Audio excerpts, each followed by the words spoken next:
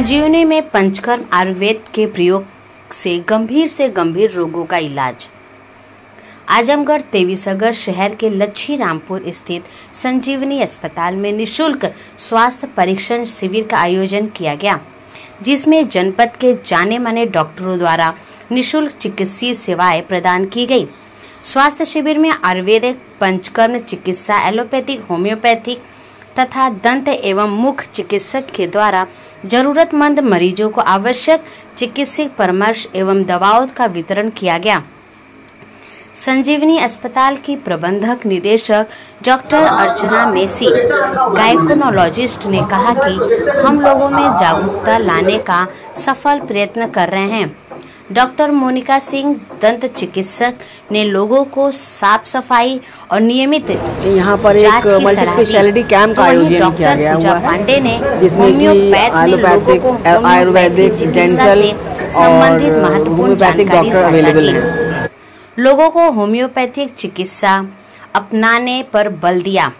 Doctor R के अस्थाना आयुर्वेदिक एवं पंचकर्म चिकित्सा ने पंचकर्म के बाबत महत्वपूर्ण जानकारी साझा करते हुए बताया कि पेट से संबंधित रोग, फैटी लिवर, बवासीर, चर्म रोग, गुर्दे की पथरी, कमर दर्द, अर्थराइटिस, मोटापा, migraine, cervical pain, diabetes, blood pressure का इलाज के लिए विशेष सुविधाएं पंचकर्म में हैं, जैसे लीच थेरेपी, हिजामा थेरेपी, लेजर थेरेपी जैसे उपचार से लाभ होगा और उससे अच्छे परिणाम भी होंगे।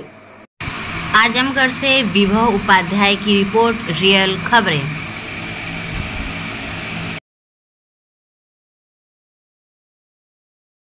कर्मा एक किस्म की हमारी बहुत एज ओल्ड पद्धति है, जो सालों से ऋषि मुनियों ने इजाद की दी थी इंसान की बॉडी को डिटॉक्स करने के लिए, जिसके द्वारा काफ, वात, पित्त सब संतुलित किया जाता है और बॉडी के सारे किस्म के रोगों को भगाया जाता है। सभी रोगों के सिर्फ हाँ, इसके लिए आपको खास तौर से डॉक्टर अस्थाना जी आपको गाइड कर सकते हैं कि किस तरीके से इसको किया जाता है। बहुत सारे रोगों में ये लाभकारी होता है, जिसमें कि मेनली बॉडी के टॉक्सिन्स को ख़त्म करके हमारे बॉडी के सारे सिस्टम को बैलेंस किया जाता है।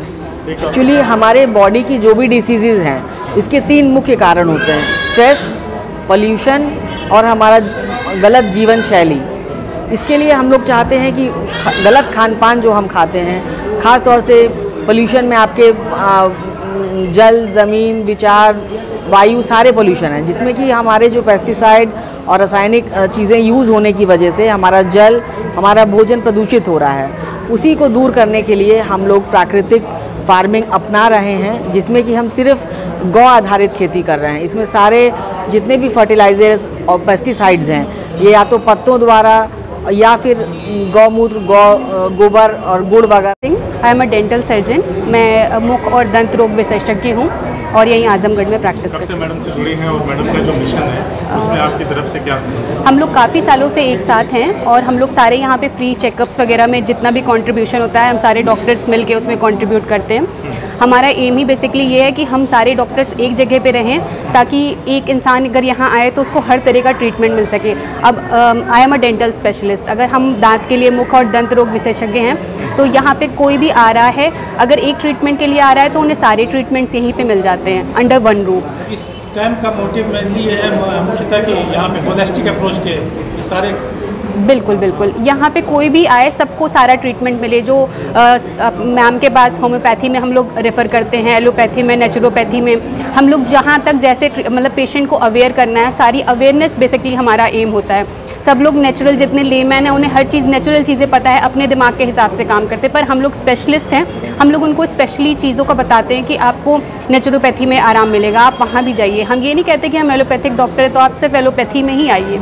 एलोपैथी की अपनी वैल्यू है, नेचुरोपैथी की अपनी वैल्यू है, आयुर्वेदिक की अपनी वैल्यू है। अगर हमारी साइंस में, मेडिकल साइंस में हर साइंस बनाई गई है तो उसकी एक डिफरेंट वैल्यू है। तो हमें हर चीज़ का फ़ायदा लेना, हमारी बॉडी को जो सूट करेगा हम उसके हिसाब से जाएंगे।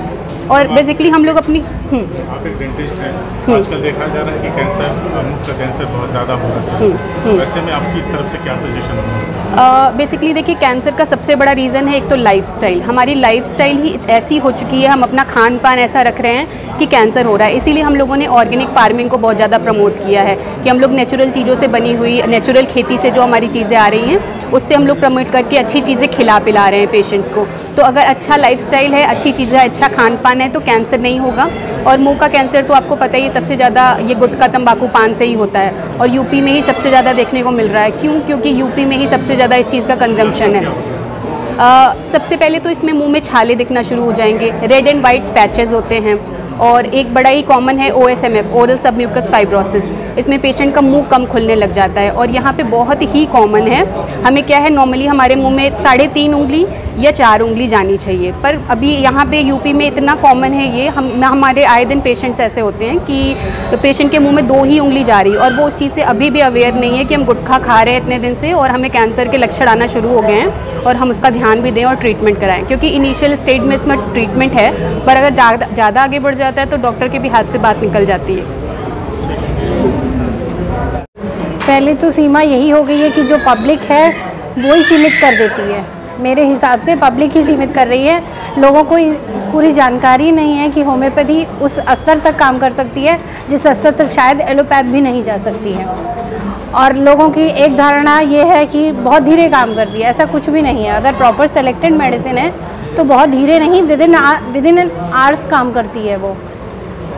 ये इसकी सीमाएं हैं और आप किसी भी स्तर का रोग इससे सही कर सकते हैं, मानसिक, शारीरिक या किसी भी तरीके का। कोई भी रोग की कोई ऐसी सीमा नहीं है कि आप कौन सा रोग सही कर सकते हैं और कौन सा नहीं कर सकते, एक्सेप्ट इमरजेंसी केसेस, जो कि हम जानते हैं इमरजेंसी केसेस के। जी हाँ, इमरजेंसी केसेस को छोड़कर हम होम्योपैथ में हर बीमारी का इलाज है। मैम एक सवाल है, थोड़ा और सवाल है, बट चूँकि लोगों में है इसलिए आपसे, आप उसमें विशेषज्ञ हैं, स्पेशलाइजेशन है, तो यू कैन क्लियर दिस कि जैसे एक बड़ा तबका है जो होम्योपैथी को ये कहता है कि it's nothing but placebo dose बोलता है, इसके लिए क्या कहेंगे? इसके लिए धारणा ही, मैंने पहले ही बता दिया कि लोगों की धारणाएं हैं। धारणाओं के हम किसी को वश में नहीं कर सकते।